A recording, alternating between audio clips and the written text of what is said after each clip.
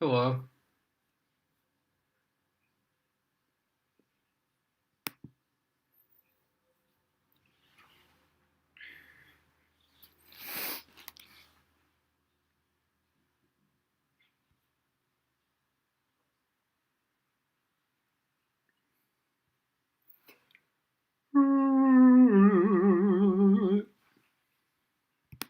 Hello.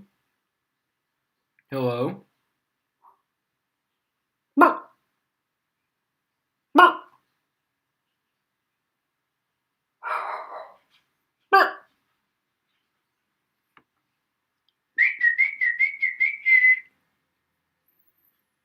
Come here, Bugs.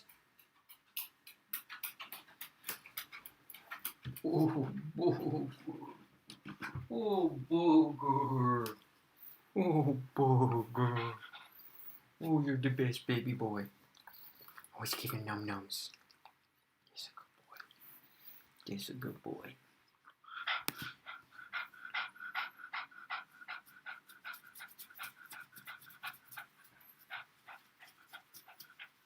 Oh, you got a big smile this morning. You got a big smile this morning.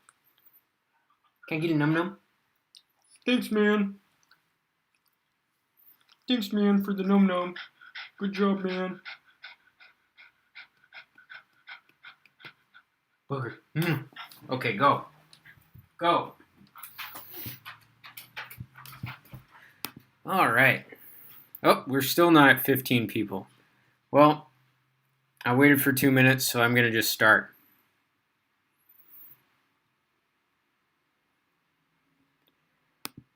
Okay. Hello, everyone. A couple of announcements. It is another teacher's. It was Mr. Hoyle's birthday, and I'm going out to lunch with some science teachers. And it's during the normal office hours times because apparently I think a lot of other teachers are doing office hours by appointment only. So anyways, I'm so for I guess most days they're not doing anything during the office hours period because students aren't making appointments. So they have that time empty, and so during the office hours, I will be at lunch, but I'm going to move my office hours instead to 4:30 to 5:30. Okay. So I apologize if that is a time that you can't make. I don't know why you're saying happy birthday, Mr. Hoyle. It's not like he's here. He's not reading that. And I will also probably have to move my office hours at least one day, Monday, Tuesday, or Friday, because my parents are coming to visit. They're in the process of driving down from Washington in their RV, and they will arrive tomorrow. And so I will probably try to have to move around my office hours so that if we are doing activities with my parents, okay? I'm super psyched because it means for a couple days I don't have to buy any food because usually my parents are like make all the food and stuff so I can save some money. Yes, mooch off the parents. Okay, let's get to the lesson. So today we are going to discuss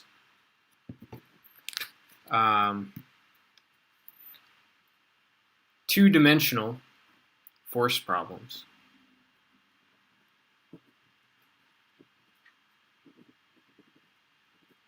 Okay, two-dimensional force problems. And so what I want to start out with is, let's suppose you have a diagonal force.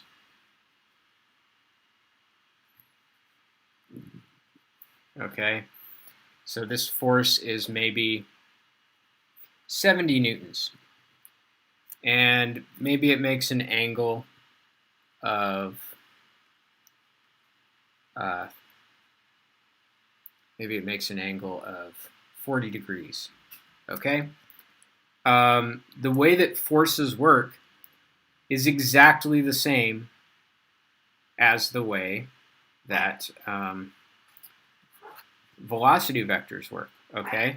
So if I want the vertical part of this force, I would use sine because it's opposite the angle. So 70 sine of 40 degrees, okay, which is burp, burp, burp, burp, burp. Having a little call and response with Bug right now. And then if we want the adjacent part of the force, that would be 70 times cosine of 40, which is 54 newtons. Okay? So what does that mean? It means that a single force of size 70 newtons at an angle of 40 degrees is completely equivalent to a 45 Newton force going to the right and a 54 Newton force going up.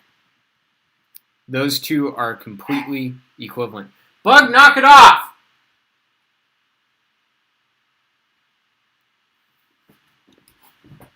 Okay? So that's how we want to think about two-dimensional forces. So always, so I would say always break up a diagonal force into components.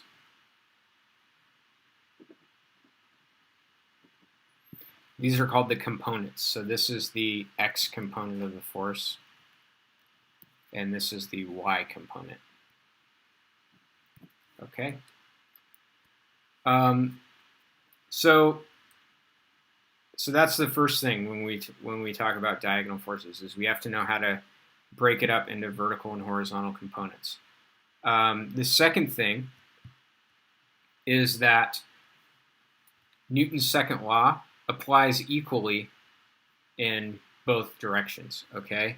So the net force, Newton's second law is net force equals ma. But really it's two laws, right? The net force in the x direction is equal to mass times the x part of the acceleration. And the net force in the y direction is equal to mass times the acceleration in the y direction. So Newton's second law applies both horizontally and vertically, but we only use the part of the if we're applying Newton's second law horizontally, then we only use the x components of the forces. Okay. So let's do a little example. Okay. Let's suppose we have a box that is on a surface like this. Okay. And let's suppose it has a 70 Newton force acting at an angle of 40 degrees. Okay. And then let's suppose it has another force that is, let's say, a 30 Newton force that acts at an angle of 20 degrees. Okay? And let's say that it is a 10 kilogram box. All right? So what I'm going to do is I'm going to draw what's called a free body diagram of the forces. Free body diagram. Okay? So I'm going to represent the box as a dot, and I'm going to include one arrow for each force that is acting on this box. So we've got the 70 Newton force. We've got the 30 Newton force. And there are two additional forces. One of the forces is the weight force, which is m times g, or 100 newtons, right? 10 times 10.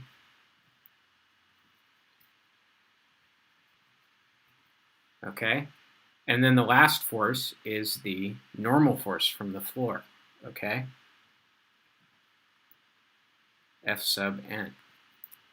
So notice how I have diagonal forces here. So I want to take those diagonal forces and break them up into components, okay? I already broke this one up into components, so let me do this one. Okay, so 30 cosine of 20 is about 28 newtons. Okay. 30 sine of 20 is it's about 10 newtons. So that's that one.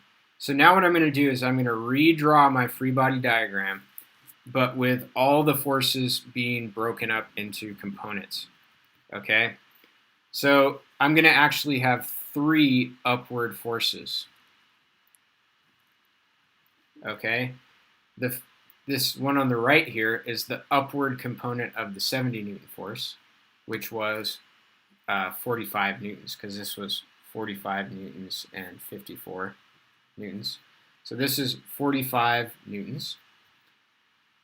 Then we have the normal force, which points upward. I don't know what the value of the normal force is yet. Okay. And then we also have the upward part of this 30 Newton force, which is 10 newtons. So we have 3 upward forces. No, it was 54 for the x component.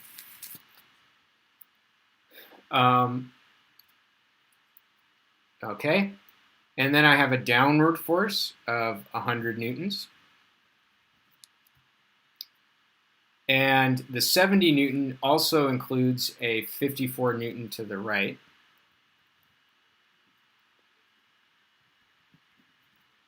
Okay. And then the 30 Newton includes a 28 Newton to the left.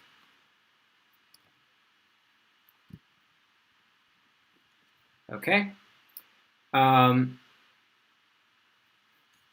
So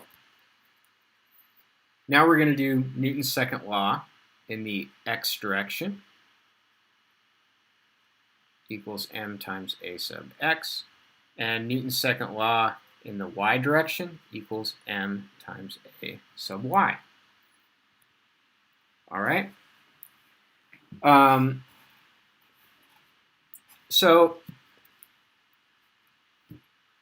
right.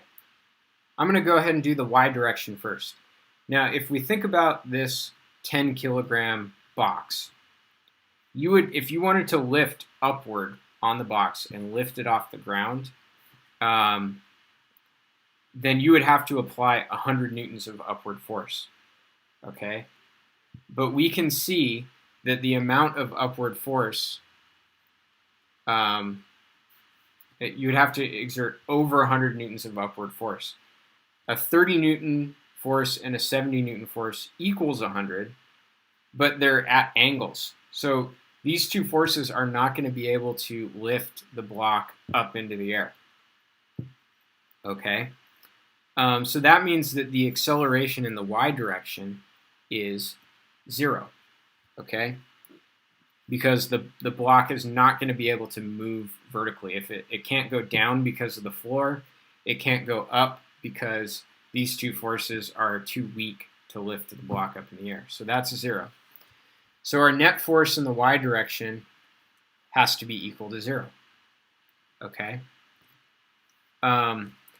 So what is our net force in the y direction? Well, we're going to look at our free body diagram, and our net force is going to be the up forces minus the down forces. Okay? So my up forces are 10, 45, and normal force. So I have 10 plus normal force plus 45. And our downward force is 100, so I have minus 100, and that has to equal 0. So what does this equation allow us to do? It allows us to solve for the normal force. This says that the normal force is 45 newtons in this case. Okay. Now, all right. Now let's do the x Newton's second law. The block is able to move side to side, so the x component of the acceleration is not going to be equal to 0. Okay, so we have to worry about that now. As far as the net force in the x direction, it's going to be rightward forces minus leftward forces. So just like the net force in the y direction was up minus down, the net force in the x direction is right minus left. So I have a 54 Newton force to the right and a 28 Newton force to the left. And that equals m, which is 10, times a. All right, so 54 minus 28 is what, 26? So 26 equals 10a. And so that means that the acceleration is 2.6 meters per second squared. Okay.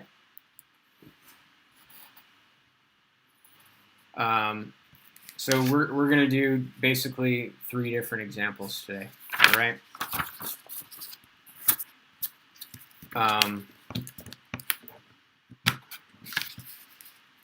So the second example is going to be this. We're going to have a child.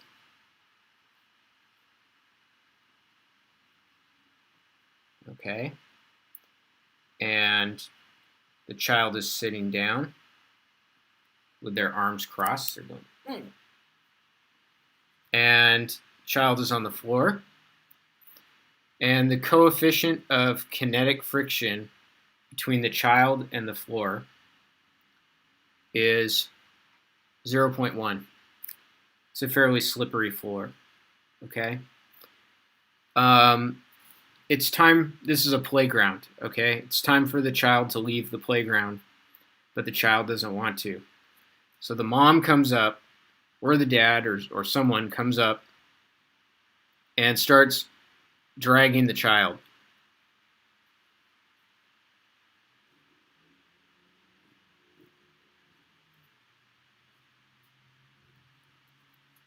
Okay? So let's suppose that the child has a mass of 25 kilograms, okay? And let's assume that the pull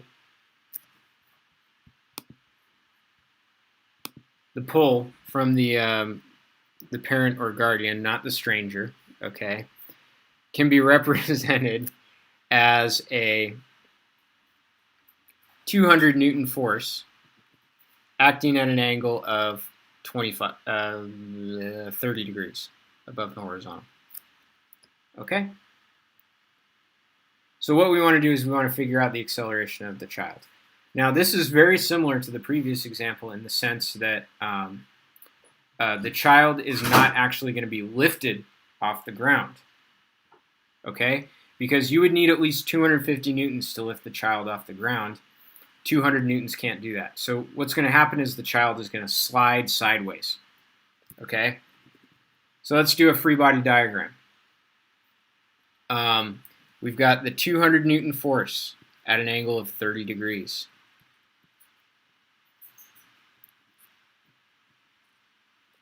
Okay? We've got the weight force on the child, which is m times g, so 25 times 10 is 250 newtons. We've got the normal force, which points perpendicular to the to the surface, which would be upward. And then we've got friction. Okay, this previous example, I sort of implicitly assumed that friction was 0. It was a frictionless surface. This one, we're not assuming friction is 0.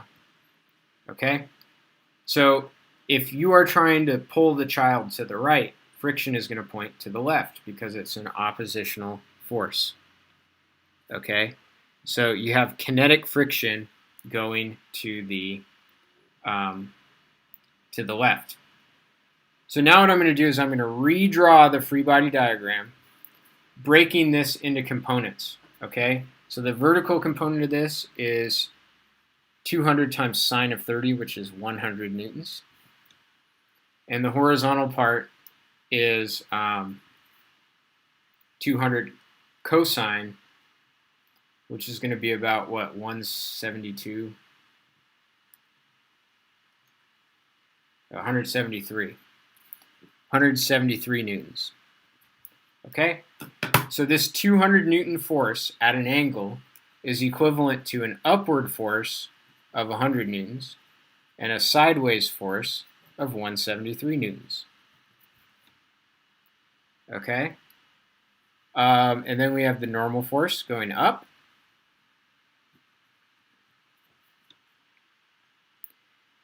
And then we have the weight force going down.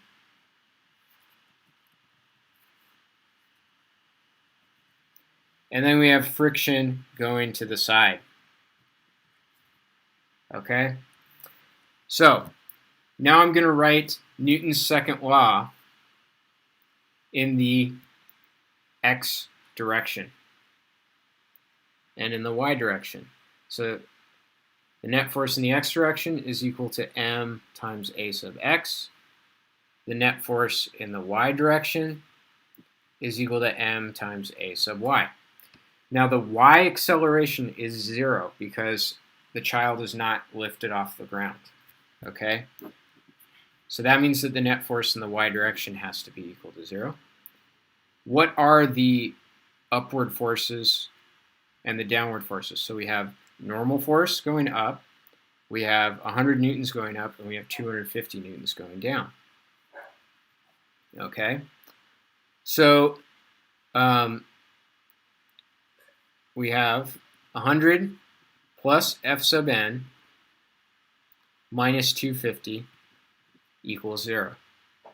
So that means that F sub n is 150 newtons. Bug, knock it off! Okay. Now let's talk about the forces in the x direction. We have 173 Newton force to the right and friction going to the left. So I have 173 minus F equals 25A. But how do we get friction? Well, friction is still a variable. It turns out that if we know normal force, we know friction. Okay? Because I taught you in the last lesson that the formula for kinetic friction is mu sub k times the normal force. Okay? So figuring out the normal force is going to actually tell us what friction is equal to. So I know that mu sub k, which is a given, is 0.1. And I know that the normal force is 150. So that tells me that friction is 15 newtons. Okay? So I can rewrite this equation as 173 minus 15 equals 25A. So that says 158 equals 25A. And so that says that the acceleration is about 6.3 meters per second squared, which I could then use to calculate how much time is it going to take to drag the child to the side of the playground, something like that. Okay? So we're going to do two more examples. This next example, all right? This next example has a vertical wall. The vertical wall is frictionless. Has zero coefficient of friction. A block is pinned against the wall.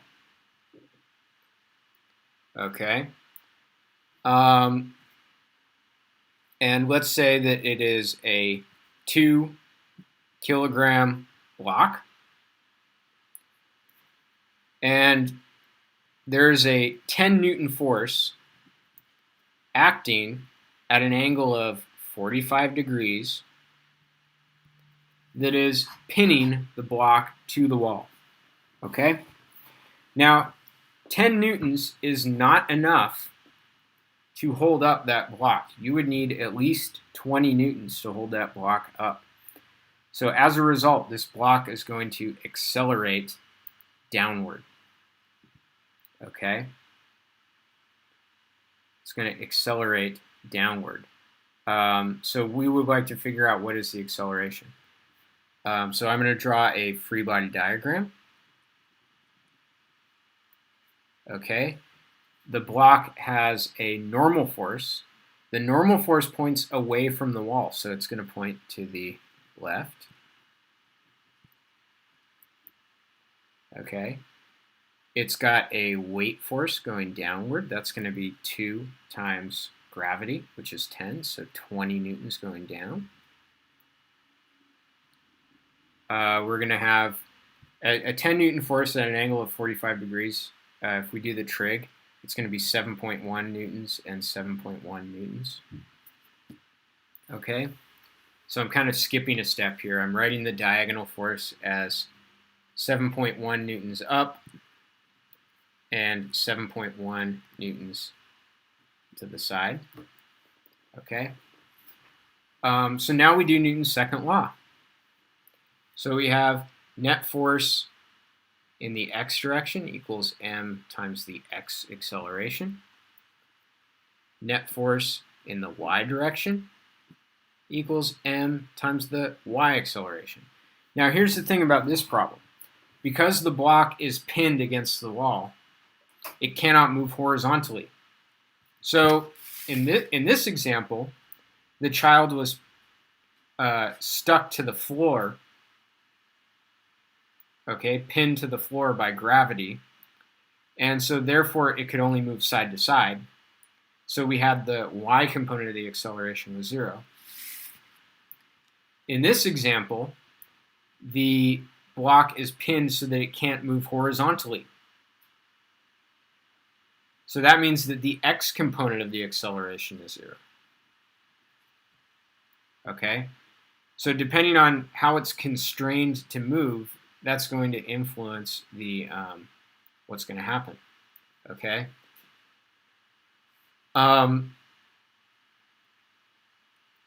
So the net force in the x direction is going to be rightward forces minus leftward forces. So we have 7.1 minus normal force equals 0. Again, because it can't move horizontally, which says that the normal force is 7.1 newtons. Okay? In the y direction, the net force is upward forces minus downward forces. 7.1 minus 20 equals ma, so equals 2a.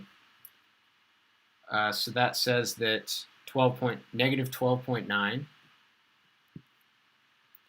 equals 2a, which says that the downward acceleration, the acceleration is negative 6.5 meters per second squared. Okay? So the block is going to accelerate downward because you weren't strong enough to hold it up, but the acceleration downward is going to be less than if it was just gravity because you are pushing up on the block. All right? We're going to do one more example. And this example is pretty much exactly the same as the previous examples, but there's a little twist that can make it seem trickier than it is, okay? So this is an inclined plane, okay? It's an inclined plane. So let's draw a picture of it. Let's say it's an inclined plane that makes an angle of, let's say that this angle is 30 degrees, okay? And let's suppose that the inclined plane is frictionless, okay? And let's say that you put a skier. Actually, this looks more like a snowboarder, so we'll say a snowboarder. All right, and the snowboarder has a mass of 50 kilograms. And we want to know, what is the acceleration of the snowboarder down the incline? Okay, so let's do a free body diagram. The normal force does not point up and down in this case. All right, the normal force is going to point diagonally up and to the left. Why is that? Because the normal force always points perpendicular to the surface, okay? So if this is the surface, the normal force points perpendicular to that, all right? So my normal force is in this direction, okay? The weight force is 500 newtons going downward.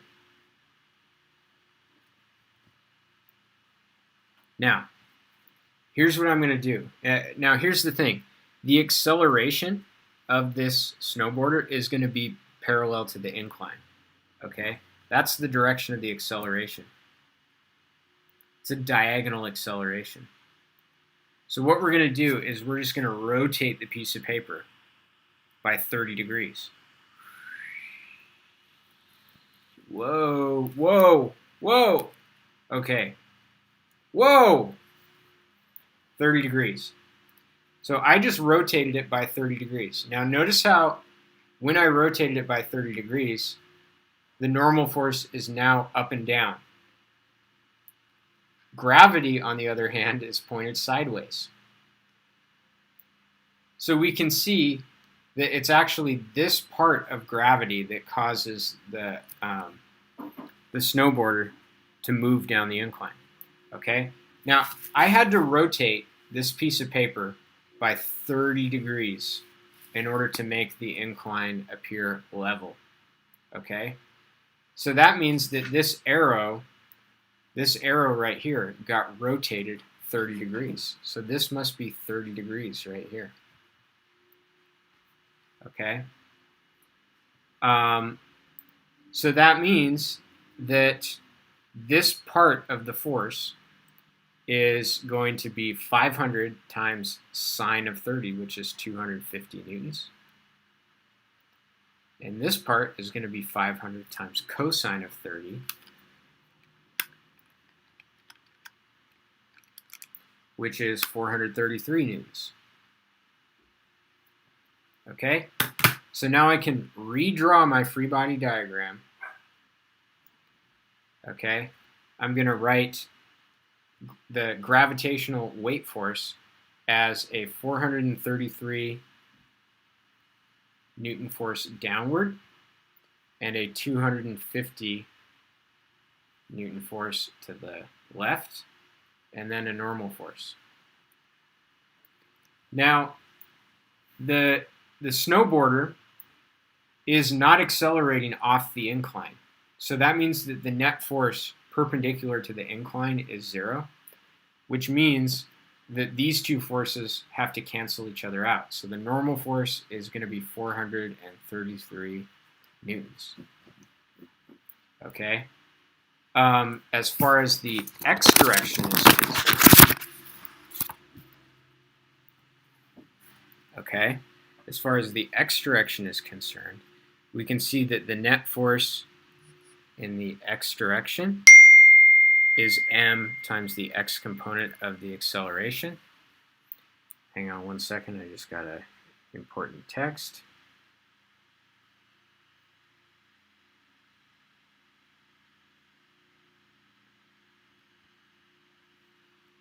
The net force in the, so we can see that the net force in the x direction is only this 250 Newton force because there's no other horizontal forces.